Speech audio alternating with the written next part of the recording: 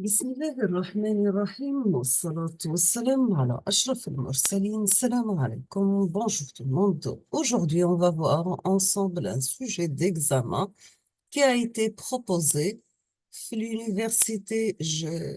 l'université Houari Boumediene للعلوم والتكنولوجيا l'année 2023-2024 pour licence 2 électronique. Donc, la date de l'examen est le 9 mai 2024. On va commencer par les questions de cours, sachant que les questions de cours les réponses sont dans le cours. D'accord? On va commencer par la première question. Dans cette question, on va mesurer la température d'une salle. Cette température est mesurée tous les 2 secondes. Le signal mesuré est, quel est le type de ce signal mesuré tous les 2 secondes dans une salle? Une salle. Donc, la variable, c'est la température. La deuxième question, vous avez que la décomposition en série de Fourier concerne, donc la question elle est très simple, sachant que la décomposition en série de Fourier concerne les signaux périodiques, d'accord? Troisième question, vous avez un signal périodique réel, possède un spectre. Quel est le type de spectre pour un signal périodique réel? Quatrième question, donc sachant que je vais mettre la solution dans les prochains jours, Inch'Allah. Je me suis un peu occupée. Une fois que je trouve le temps, je vais faire la correction. La quatrième question, vous avez soit un système qui, pour un signal d'entrée x de t, fait correspondre à un signal y de t, mais la forme x carré de t. Ce système est... Non, quel est le type de ce système? Cinquième question, vous avez le lien de l'autocorrélation avec le produit de convolution. C'est bien Rx x du taux égal. Il y a une relation entre la fonction d'autocorrélation et le produit de convolution. Sixième question, vous avez pour un signal x de t à énergie finie, la densité spectrale d'énergie est égale. Là, vous pouvez aussi consulter les cours des cliniques de la chaîne, d'accord? Il y a toutes les réponses à donner. Je vous laisse le temps de réfléchir vous-même. Après, je vais mettre la solution. La question numéro 7, on vous demande de calculer la transformée de la place inverse des fonctions suivantes. f1 de p égale 3 sur 2 exponentielle moins 2p divisé par p plus 1. f2 de p égale 1 sur p au carré plus p moins 2. On passe maintenant aux exercices. Donc, on va commencer par l'exercice numéro 1. Dans cet exercice, nous avons une représentation graphique d'un signal x de t composé des signaux échelon et rampe. La première question, on vous demande de donner une représentation mathématique en fonction des signaux rampe et échelon unité du signal x de t suivant. D'accord? Donc, vous avez l'intervalle 0, 1, le premier signal rampe d'amplitude max égale à 1. L'intervalle entre 1 et 3, donc la période égale à 2, vous avez la fonction عندكم une impulsion échelon unitaire d'amplitude 2. ومن 3 à 4, عندكم la fonction rampe. Donc, on vous demande la représentation mathématique. Après, on vous demande de présenter graphiquement x de t plus 2 et x de 1 moins 0,5t. La deuxième question, quelle est la nature de ce signal? Quelle est la nature de ce signal? On passe la question numéro 3. On vous demande de calculer l'énergie du signal. L'énergie d'un signal, calculée au la formule, l'intégrale entre moins l'infini à plus l'infini de valeur absolue et de x de t élevé au carré dt. D'accord? هنا في l'intervalle عندكم entre 0 et 4. entre عندكم السينيال هنا variable من 0 ل 1 عندكم السينيال الأول من 1 ل 3 عندكم deuxième signal ومن 3 ل 4 عندكم 3 signal. Donc راح décomposer l'intégrale تاعكم en 3 parties وchaque intégrale راح تحسبوه وحده. La quatrième question, on vous demande de calculer la transformée de la place. La transformée de la place, c'est l'intégrale ta x de t par exponentielle moins pt dt. D'accord?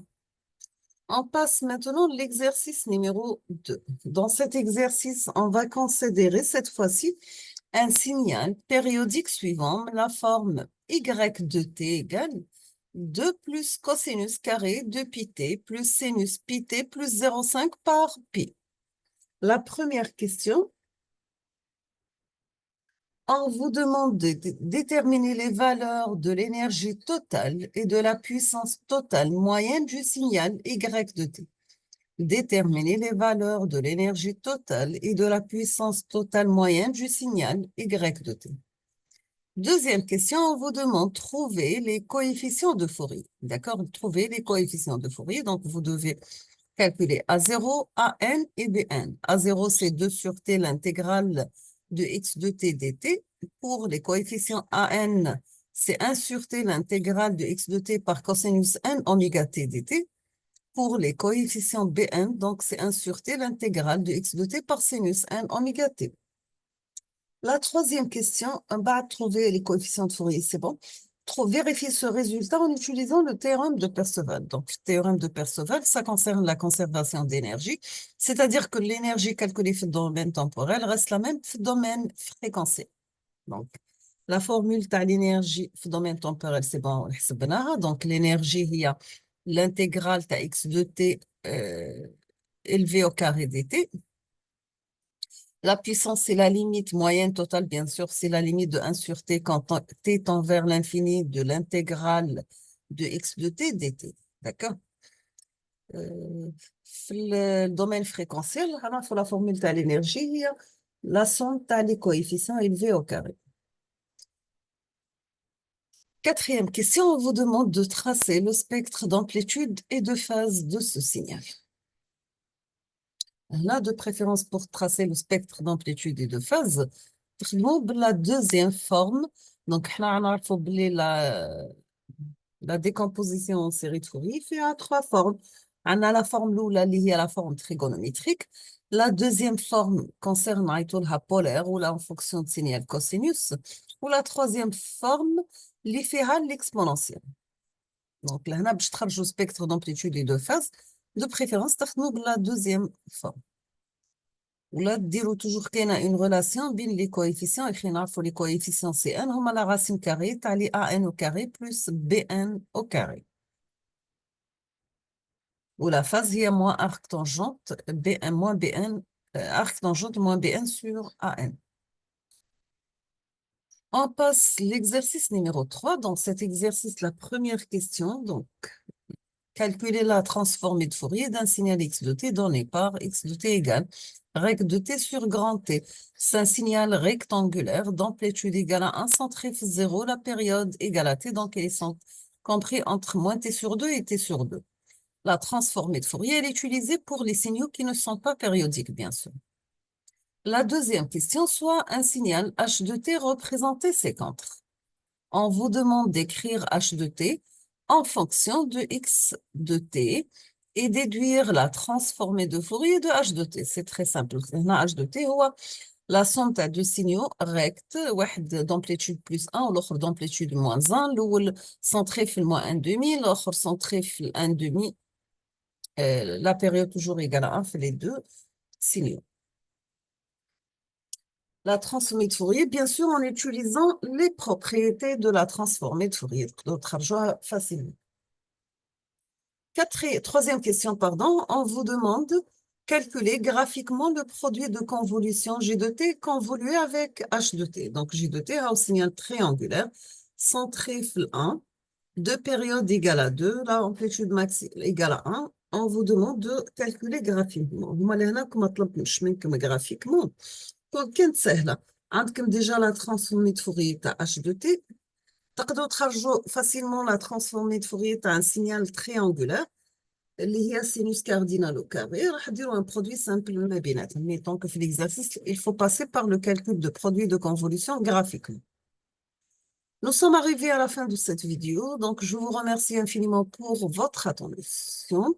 Je vais proposer la solution dans les prochains jours, Inch'Allah. Merci beaucoup et à la prochaine.